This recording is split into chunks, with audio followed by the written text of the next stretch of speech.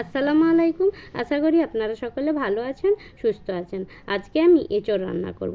এঁচোড়টা এইভাবে রান্না করলে দারুণ স্বাদের হয় খেতে। আমি পোলাওয়ের সাথে রান্না করছিলাম, কিন্তু খেতে খুব মজার লাগছিল। তো এঁচোড় রান্না করার জন্যে আমি একটা ছোট এঁচোড় নিয়ে, এঁচোড়টার আমি আধা পরিমাণ নিয়েছি। আমি নিয়ে ওটাকে কাটার সময় আমি লেবু ঘষে ঘষে কেটেছি, যাতে আঠাটা আর হাতে না লাগে। আমি এইভাবে কেটে নিয়ে ভালো করে ধুয়ে নিয়েছি। ধুয়ে আমি এবার কিছুটা পরিমাণ জল দিয়ে দেবো, আর আমি দিয়ে দেবো সামান্য পরিমাণ লবণ।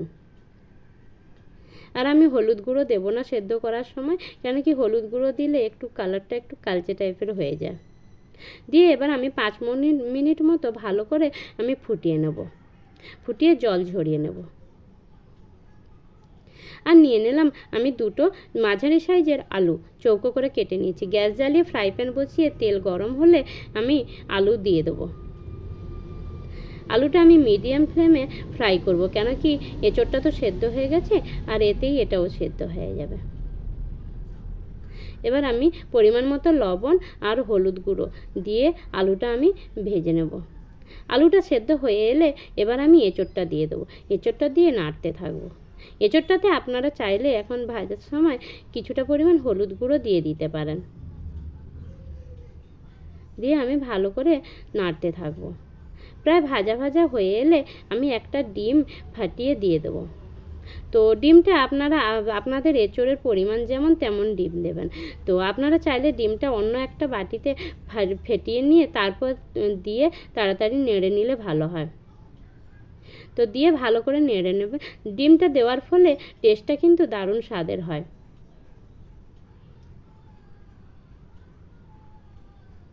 ডিম দিয়ে দিলে টেস্টটা পুরো চেঞ্জ হয়ে যায়। এবার ফ্রাই করে নিয়ে আমি ওটা গ্যাসটা বন্ধ করে এবার আমি কড়াই বসিয়ে দিয়েছি গ্যাস জ্বালিয়ে।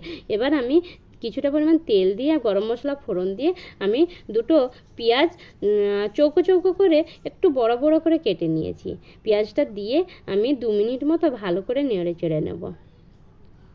আর এবার দিয়ে দেবো আমি 1 চামচ পরিমাণ আদা রসুন বাটা দিয়ে আমি নেড়ে চেড়ে এবার একটা টমেটো কুচি করে রেখেছিলাম ওটা দিয়ে দিলাম। দিয়ে এবার হলুদ গুঁড়ো, লঙ্কা গুঁড়ো, ধনে জিরা গুঁড়ো দিয়ে নেড়ে এবার জল দিয়ে ভালো করে মশলাটা ফুটিয়ে নেব। আর দিয়ে দিলাম পরিমাণ মতো সামান্য পরিমাণ চিনি। দিয়ে ভালো করে নেড়ে নিয়ে মশলাটা ফুটে গেলে এবার দিয়ে দিলাম আলু আর এঁচোড় যে ভেজে রেখেছিলাম ওইটা দিয়ে ভালো করে কষিয়ে নেব মশলার সঙ্গে। 5 মিনিট মতো ভালো করে মশলাটা কষাবো। আর দিয়ে দিলাম পরিমাণ মতো লবণ, দিয়ে কষিয়ে নেব। কষিয়ে নিয়ে এবার আমি কিছুটা পরিমাণ জল গরম করে রেখেছিলাম, এবার গরম জল দিয়ে দিলাম। আপনারা চাইলে ঠান্ডা জলও দিতে পারেন। আপনারা যে যেমন ঝোল রাখবেন তেমন পরিমাণ জল দিয়ে দেবেন। তো জলটা দিয়ে দেবো। দিয়ে ফুটে উঠলে এবার আমি ধনে জিরা গুঁড়ো দিয়ে দেবো।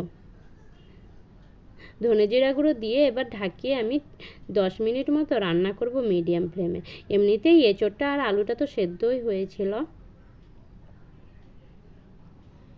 10 মিনিট পর রান্না হয়ে গেছে। এবার দিয়ে দিলাম কিছুটা পরিমাণ গরম মশলা গুঁড়ো আর 1 চামচ ঘি। গরম মশলাটা আমি গোটা গরম মশলা সবগুলো শুকনো খোলায় ভেজে নিয়ে আমি গুঁড়ো করে রেখে দিই। তো ওই গরম মশলাটা কিছুটা পরিমাণ দিয়ে দিয়েছি। তারপর গ্যাস বন্ধ করে দিয়ে 10 মিনিট পর আমি সার্ভ করব।